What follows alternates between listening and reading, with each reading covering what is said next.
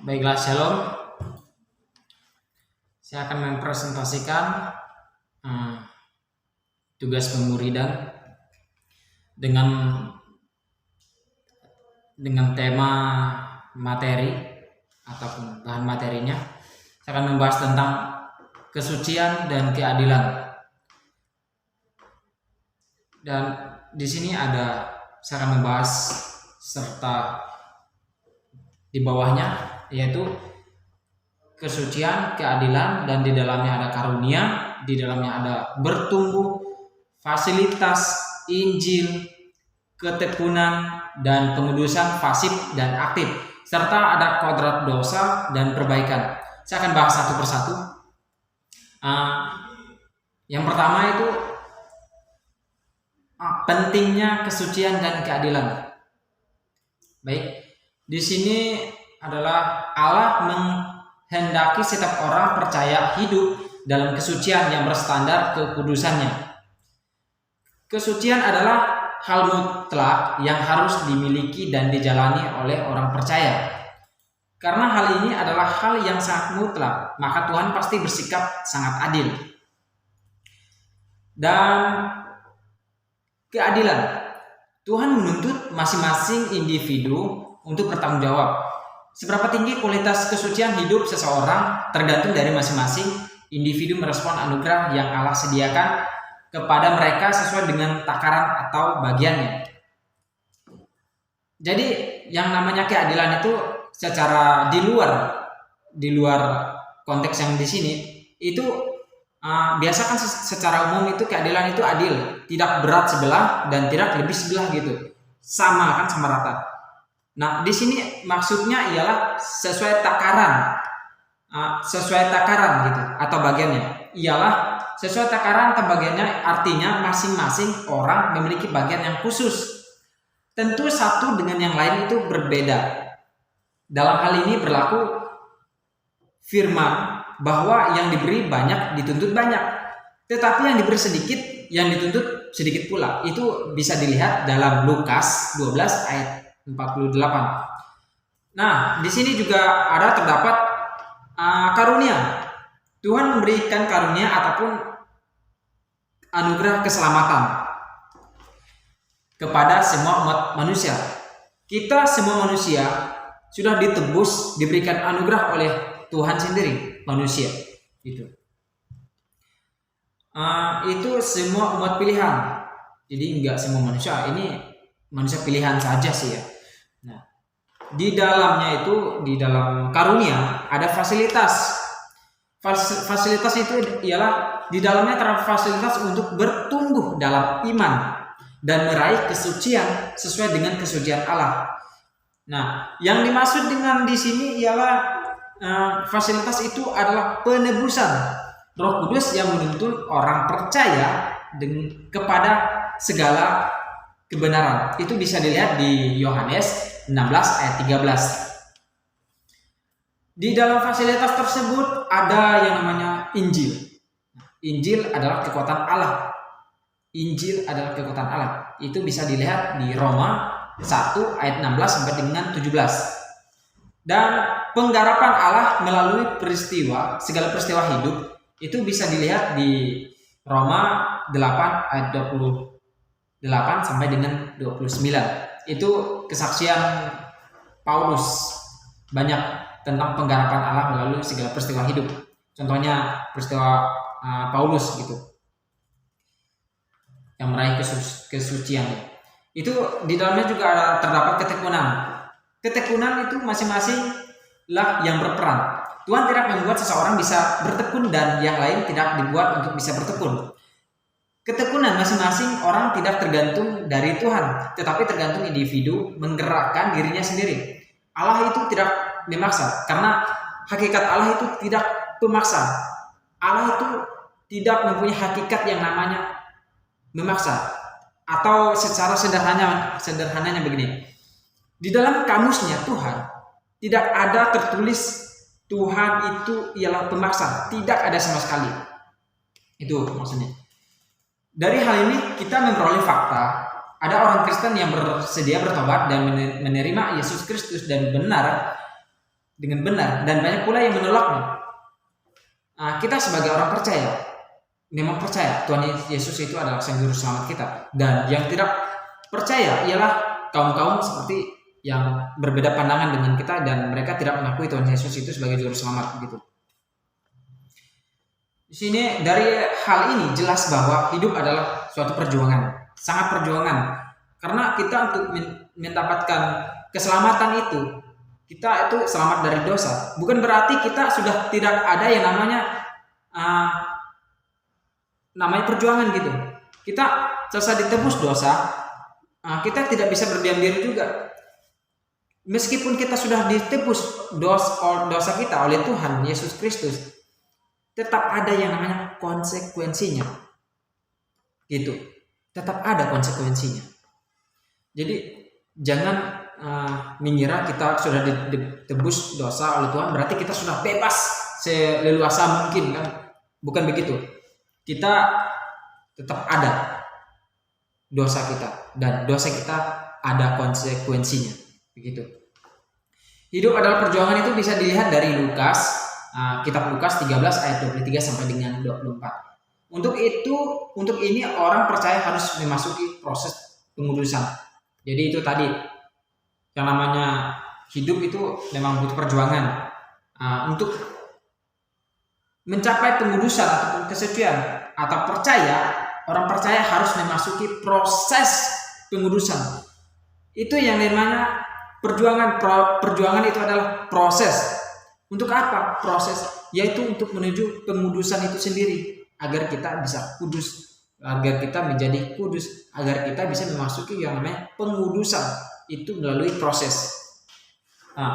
Itu dari kesucian dan keadilan, dan bagiannya sudah saya bahas. Sekarang memasuki ke dua jenis pengudusan atau penyucian. Ada dua jenis atau dua aspek pengudusan, yaitu aktif dan pasif. Hal ini sama dengan fakta adanya pengudusan oleh darah Tuhan Yesus. Dalam kurung pengudusan pasif.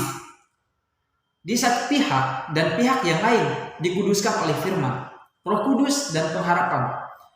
Pengudusan oleh darah Tuhan Yesus adalah pengudusan untuk mengubah status dari manusia yang tidak diperdamaikan oleh Allah menjadi manusia yang diperdamaikan oleh Allah. Jadi maksudnya sebelumnya kita adalah manusia berdosa dan kita bergumul dengan dosa, kita dikuasai oleh iblis dan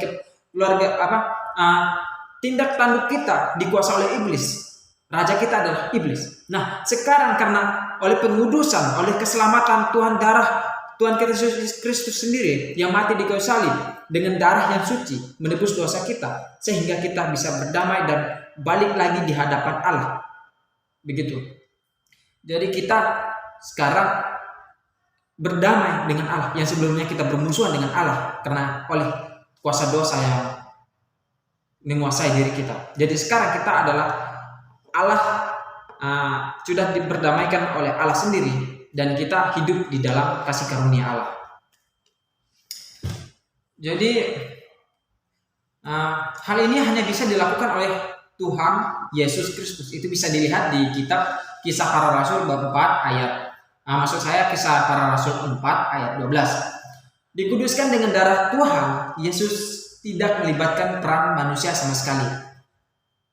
Dari Tuhan Yesus datang, dari Tuhan Yesus menjalankan misinya ataupun menyebarkan Injil Tuhan Yesus, itu tidak melibatkan manusia. Dari dia penyaliban, terus kematian, terus kebangkitan dan naik ke surga. Dan manusia hanya menerima anugerah tersebut dengan percaya dengan nalar. Dalam nalar, pengudusan oleh darah Tuhan Yesus ini tidak otomatis menghilangkan kodrat dosa, atau bahasa Inggrisnya itu sinful nature gitu, atau watak dosa dalam kehidupan manusia. Di sini artinya kodrat dosa dapat dihilangkan melalui proses pendewasaan oleh firman dan pembentukan Allah.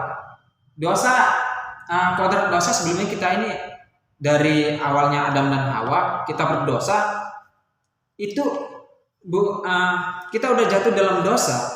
Dalam perjanjian lama itu Adam dan Hawa sudah jatuh dalam dosa. Kita berdosa sebelum kedatangan Tuhan Yesus Kristus. Nah, ketika Tuhan Yesus itu datang, dosa itu sudah bisa dihilangkan. Meskipun sudah ada yang namanya kodrat. Kan secara umum kodrat itu kan tidak bisa dipungkiri ya. Katanya kodrat itu udah nggak bisa kita hindari gitu. Nah, tetapi di sini masalah dosa, kodrat dosa sebelumnya itu kodrat itu abadi, kekal dan tidak bisa itu secara universal yang mereka orang-orang yang artikannya gitu. Nah, tetapi di sini masalah kodrat dosa ini bisa dihilangkan, dapat dihilangkan melalui proses pendewasaan oleh firman dan pembentukan Allah. Itu melalui proses pendewasaan itu maksudnya ialah kita harus dimuridkan gitu. Sebagai manusia ada yang namanya pemuridan.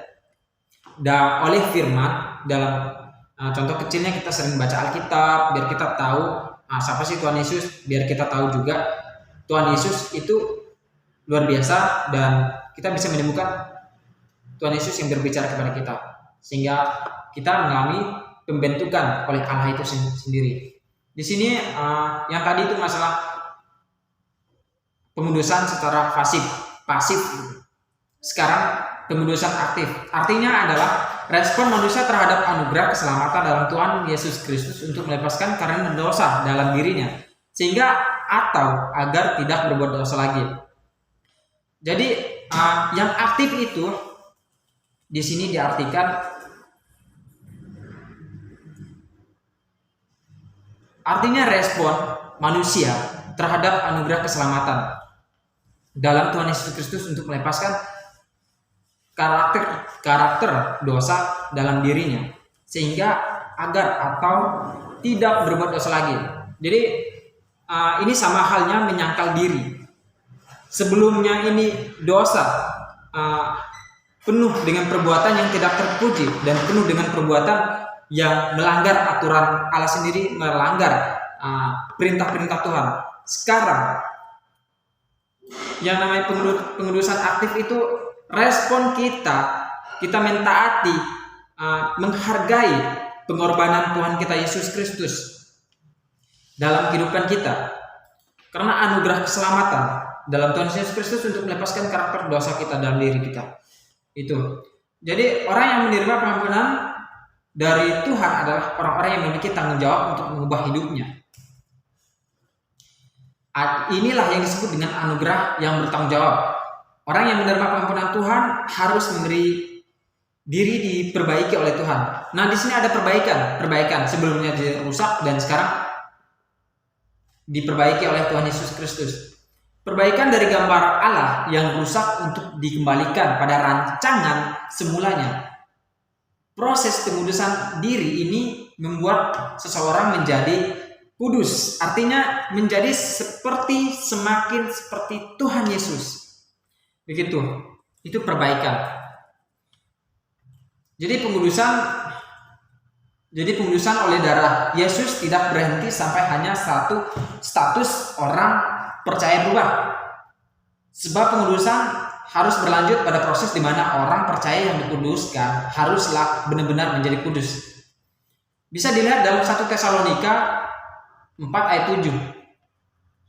Dan bisa dilihat juga dalam 1 Petrus 1 ayat 16. Bisa juga dilihat di 1 Tesalonika 3 ayat 8 serta di sini 2 Korintus 6 ayat 17 sampai dengan 18. Dalam teks ini orang percaya dipanggil untuk keluar dari kehidupan yang tidak sesuai kehendak Allah sejak di dunia ini dalam pergaulan di bumi. Nah, dari hal ini sangat jelas orang percaya harus berjuang untuk mencapai kesucian. Hal ini menjadi dasar bahwa keselamatan bukan tindakan Allah sepihak. Jadi ini dari hati manusia. Manusia ketika sudah selamat, sudah diselamatkan oleh Tuhan Yesus Kristus, bukan berarti cuma berdiam diri. Kita itu juga harus berjuang. Kita sudah selamat bukan berarti kita sudah suci. Tetapi untuk menjadi lebih suci itu di hadapan Tuhan, biar lebih layak di hadapan Tuhan itu ialah berjuang. Di sini sudah dikatakan hal ini menjadi dasar bahwa keselamatan bukan tindakan ala sepihak. Jadi kita harus bertindak. Begitu. Ini saja presentasi saya saat ini. Untuk waktu dan tempat saya ucapkan terima kasih. Shalom.